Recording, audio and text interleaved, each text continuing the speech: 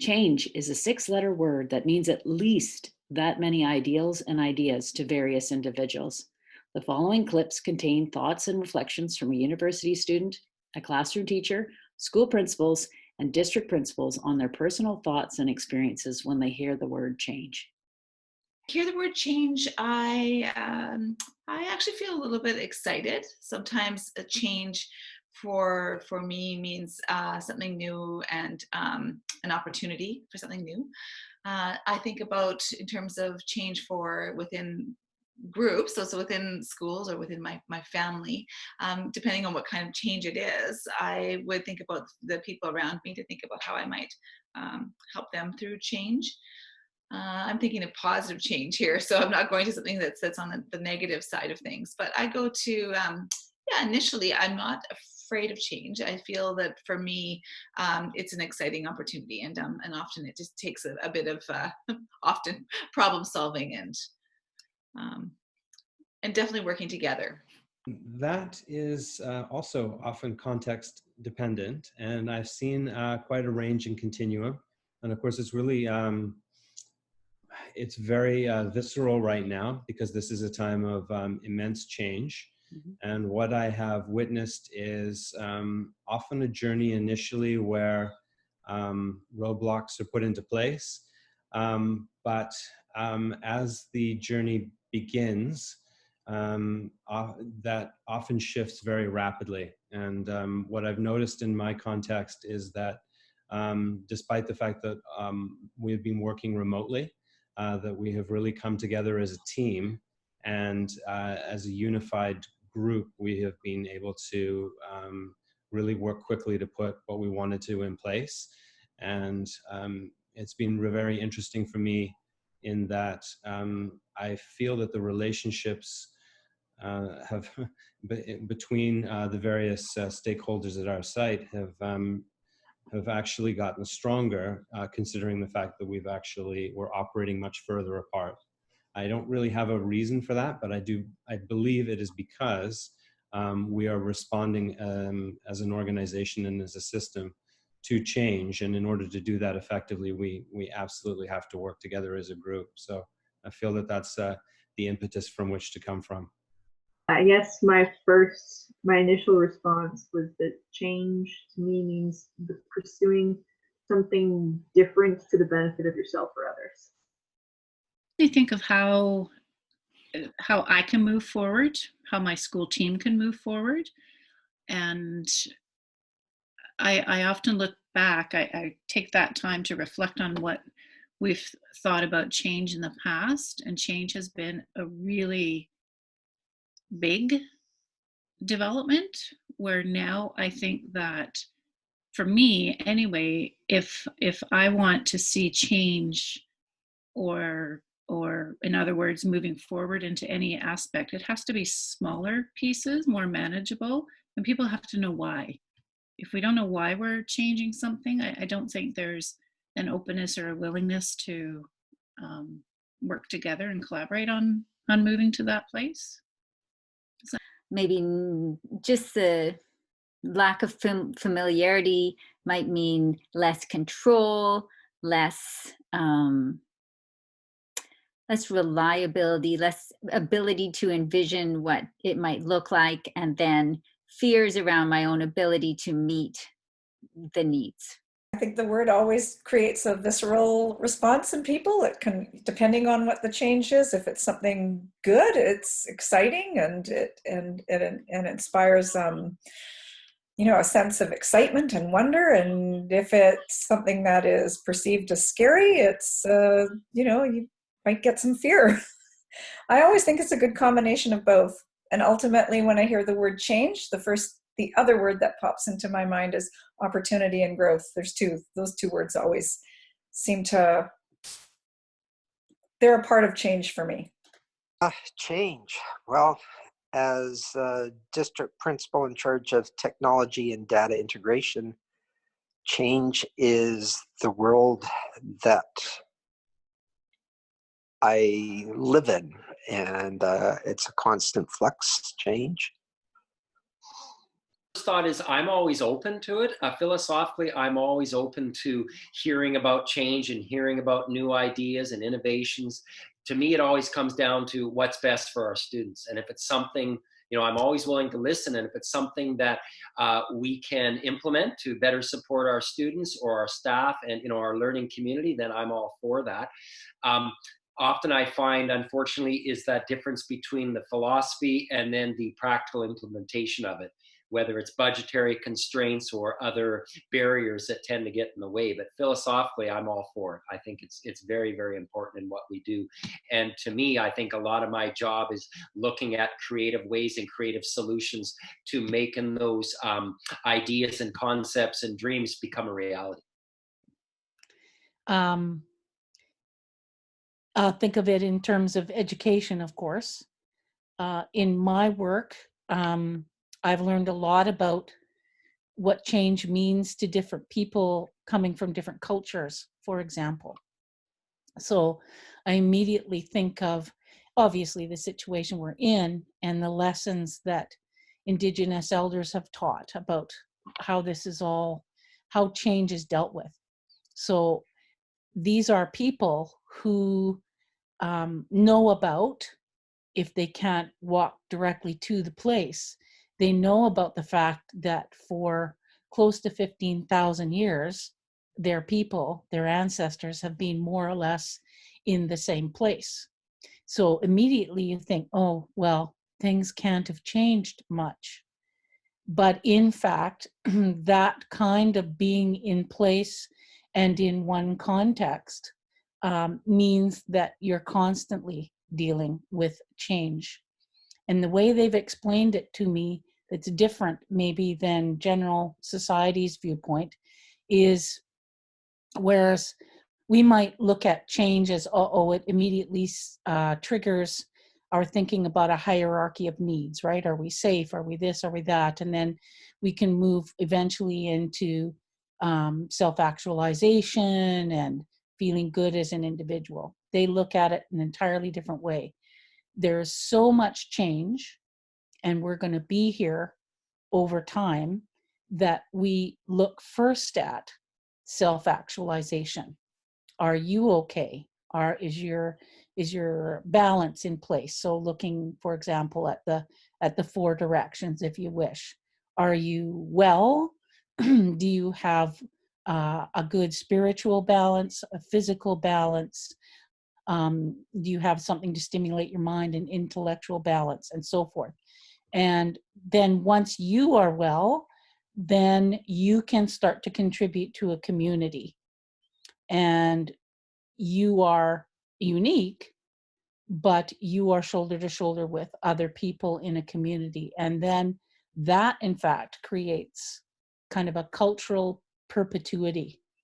And so when something comes along that hits you or requires you to change, your whole community is ready for that. It can adjust to it. And when I take that and apply it to educational change, for example, I think a term that we might use in that context is probably collaborative work. It's probably thinking about our efficacy together, our mutual efficacy, our professional efficacy. So I see a parallel there. And so when we talk about educational change, that means we take a look at two main aspects. And that is, we take a look at the change that we have to make and how to go about it, how to implement it. Now, obviously, those two things are woven together, but I actually think we need to look at them separately, at least for a little bit, because too often when change hits us, we expect people to know the right answer about what to do and how to implement it, right? And in fact, I think most experienced leaders in education understand any kind of change, whether it be subtle or whether it be major, like some of the things we're going through right now. You have to be really humble and you have to allow everyone in your community, your collective group, your collective efficacy to take a hold. So as a leader, you need to be humble and let the entire group that you're working with use their minds and their hearts together, I guess is the best way to put it. And that means you begin to ride on the surface of it and deal with it rather than figure that you're going to drown by it, maybe is a good way to put it. I think back, I could go on and on about change, but I think back, I often tell the story of when I became a teacher, which is 40 years ago now. I taught literature 12, and as a first year teacher, you're handed the curriculum, and it was the same curriculum that certainly I had as a high school kid, and it was the same curriculum that was used probably at least 20 to 25 years earlier than when I was in high school. And if curriculum changed, it was one subject area at one grade level. But things move so fast now, like in British Columbia, we dealt with an entire curriculum across a number of grade levels quickly. And, as you know, we dealt with the elementary levels first, and then we went into the high school, right? And so then I see the how do you deal with the immediateness of the need to change, and then suddenly realizing it's multidimensional, as well as needing to do it all at the same time. And that creates kind of unpredictable conditions for people. And that's where the true leadership comes in, where you remind people to connect their personal involvement with the students that they're working with and that their colleagues. What is it that we believe collectively together about this situation? And what can we go forward with? So to me, the basics is, if you believe that kids can learn and they're resilient, and if you believe you can learn and you're resilient, you're going to cope with the change. So that's kind of my gut feel. I think the one thing when I think about real substantive change in education, or at least in my own experience, one of the words that comes to mind is energy.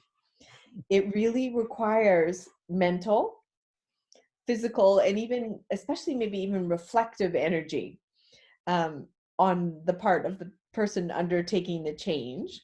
And the other thing is, I really think it requires kind of a openness of spirit, in that you get into this mucky water and it never goes smoothly, and it's always rocky and it's bumpy. But I think within that sort of murky water, there are like opportunities, and sometimes they're unexpected, I would say. So that's one thing I've learned. And the other thing for me would be, change really involves a reflective piece, so that we're not, I never feel like I resist the type of change that this is the new and latest thing, let's do it. Instead of like, why are we making the change? What are we hoping to achieve? And are we actually getting there by doing it? So that for me is really important, is that reflective piece.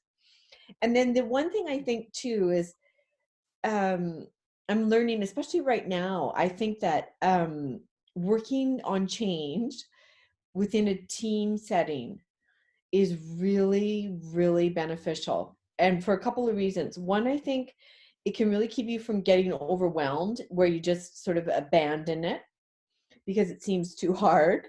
But also, I think it can also give you just the right amount of pressure to make you like feel like, okay, I gotta contribute my part. Like Lynn and Corrine and I and Jess, we're all working on some math stuff together, but we we go away and we all have a part to do to try and make our work together, you know, powerful. So you do feel like, okay, I got to do my part. So that's good. So those are my ramblings. Awesome. They're very thought provoking. Was there ever a time for you when you would hear the word change or a change was going to occur that made you feel uncomfortable?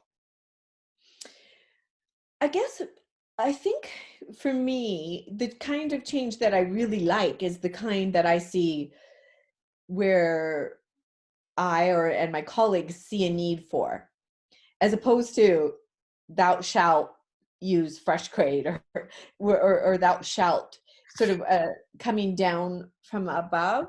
Sometimes I find that kind of can be kind of like, oh, what if I don't want to? Or what if that's not what I think needs to happen in my situation or with my kids? Or This collection of individuals use the following words to describe change: opportunity, working together, relationships, newness, innovation, and energy. The underlying message of fear and trepidation was evident by some and likely experienced by many. Collectively, thoughtful engagement and reflection of an entire team is key to successful change. This next section focuses on these individuals' thoughts about the word change. Michael Fullan would say that at the core of change theory is taking complex, unclear, and contradictory advice and making it workable. His belief is that change can be understood and perhaps led, but not controlled. Leading a complex change means developing a mindset and action set that is constantly cultivated and refined. Change is about the appreciation of the implementation dip and reculturing through complexity. Greenleaf's work is summarized through the ideals of servant leadership, which embody the practice of an effective change leader. Andy Hargreaves and Michael Fullan also edited a book entitled Change Wars, which includes other transformative change leaders, including Linda Darling-Hammond, Ben Levin, and many others, including Douglas Reeves. The editors write a compelling piece on change as a hopeful struggle and a move towards an age of inspiration and stability. I think sometimes an unexpected change, so change that comes very quickly, I think that's where I would feel uncomfortable. So if again, sometimes change isn't predictable, and that's why we call it change. But I think that sudden unpredictable change would be cause fear in me for sure.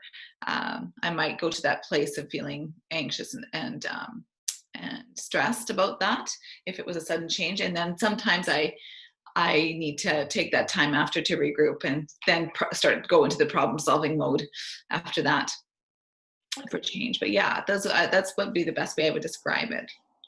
Often it will depend on the context, but for the most part, I view change as opportunity. And while change can create instability and fear and anxiety, oftentimes in the long run, that change is positive and will lead to transformation on behalf of those who undergo it.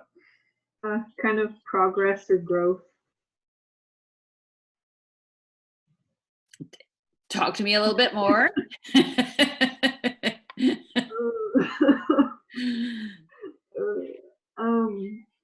I guess I kind of intrinsically take change as a positive thing in terms of it's kind of moving forward and progressing and kind of breaking down those barriers that prevent that from happening. I think for me, the kind of change that I really like is the kind that I see where and my colleagues see a need for, as opposed to thou shalt use fresh crate, or thou shalt sort of coming down from above. Sometimes I find that kind of can be kind of like, oh, what if I don't want to? Or what if that's not what I think needs to happen in my situation or with my kids? Or I think that's the world we live in. And that is kind of the only constant we know, is that things are going to change. And if we don't change to move forward with that, we fall, I don't know if we fall behind the times, but we get stuck and things become much more difficult. And I just think of even now in having to move to so much more of a online presence, and staff members who are not as adept at that piece are really struggling and having a really hard time with these monumental changes and small changes that are happening within that. Well, I just think it's all transition. I think, you know, it's anything, and maybe I'm just an optimist, or, you know, I think it just depends on whether you see the glass half empty or half full. I think I always try to see it half full. And, you know, for me, change just inspires growth. I mean, you see it in nature, you see it all around you. So that's kind of how I view it. Change has a lot of ramifications for me in terms of what I do to support students and to support educators in terms of education. Change involves ensuring that we have the adequate equipment and facilities for change to take place. It involves a little bit of worry sometimes that we are moving too fast or sometimes too slow for some change. And for me, it gives me a little new life sometimes in terms of change being good for change, especially educational change, changing our practices, changing the way we look at things, changing the way we analyze what is best for learning. Great. I think I heard in your statement an emotion that ran between excitement and worry. Can you tell me a bit about which types of change may fall into kind of either one of those ends of the spectrum? Worry is, in terms of change for me, is ensuring that I have a district ready for that change when it's about to take place. There's a lot of background things related in technology where change quite often occurs lately. And my worry is whether we have the right equipment, the right supplies, the right bandwidth, the right different resources to make this happen. The excitement about it is it's great to see change when it's successful. Measuring that success and seeing that change has been successful in improving student learning. That's what I like about change. So, Awesome. Thanks very much. thank you. Well, quite honestly, I think I used to respond with a bit of a trepidation, fearful response. And I've had to consciously work at changing that response to be a response now of viewing it as opportunity. So that has been through some research of my own, and I found it to be one of the biggest personal benefits. Yeah, one of the biggest strategies for sort of overall well-being that I've learned. Awesome. Wow, that is a big word in education. In so many ways, it's such a big part of what we do every day. And that's how we learn, that's how we grow, that's how we develop. Otherwise, I think we'd still be working with an education system, that we had 150 years ago. So I think change is really what drives us in so many ways. I also think with that comes a great deal of stress for many people, because people have different comfort levels in terms of their ability to change, whether it's through technology or the way we're supporting our students. My personal thoughts immediately is well, it's about my receptiveness to change. It's about everybody else's receptiveness to change, right? So depending on what it is that you ask me to change, I may be in my comfort zone and really uncomfortable about thinking about that change. Or it could be introducing the idea of change or a change that I've been waiting for my whole life, kind of thing. Yay, I'm going to embrace it, right? So I again think my personal efficacy and my belief in the efficacy of people around me comes into play, as soon as I hear the word change, right? It's like, am I in a safe place with other people around me who can help me here? And therefore I can move forward, right? Can I be inquisitive? Can I be adaptive?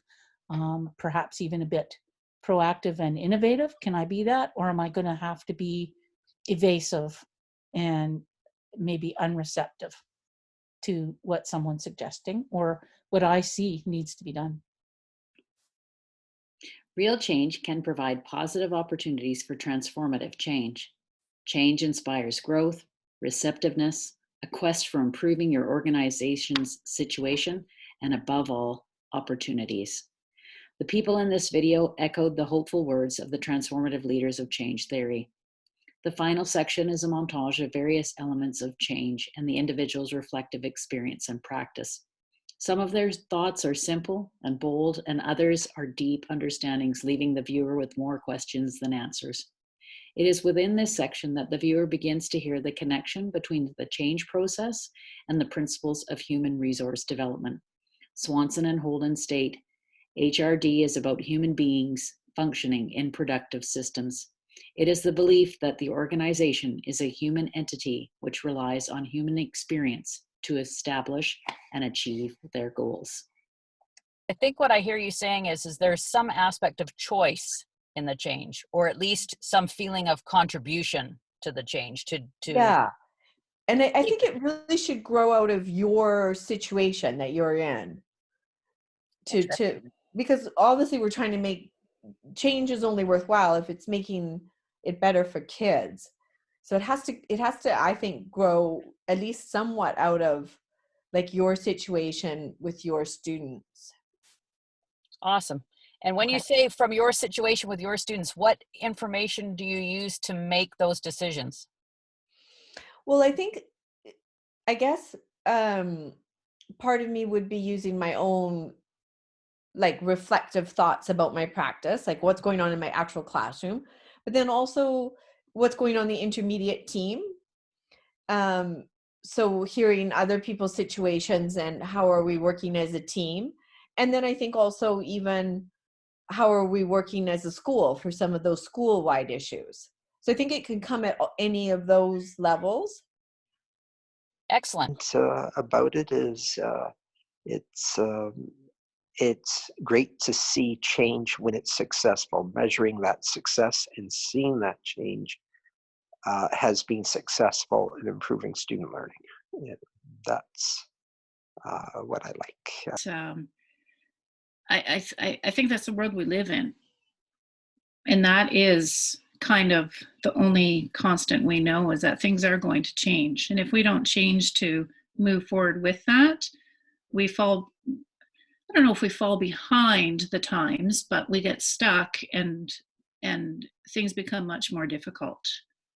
And I just think of even now in having to move to so much more of a online presence and staff members who are not as adept at that piece are really struggling and having a really hard time with these monumental changes and small changes that are happening within that. So I think the one thing when I think about real substantive change in education, or at least in my own experience, one of the words that comes to mind is energy. It really requires mental, physical, and even, especially maybe even reflective energy on the part of the person undertaking the change. the other thing is, I really think it requires kind of a openness of spirit, in that you get into this mucky water and it never goes smoothly, and it's always rocky and it's bumpy. But I think within that sort of murky water, there are like opportunities, and sometimes they're unexpected, I would say. So that's one thing I've learned. And the other thing for me would be, change really involves a reflective piece. Based on what was shared and heard, the effective change leader of tomorrow must blend the attributes of the leaders amidst the change wars in a symbiotic relationship with the principles behind human resource development.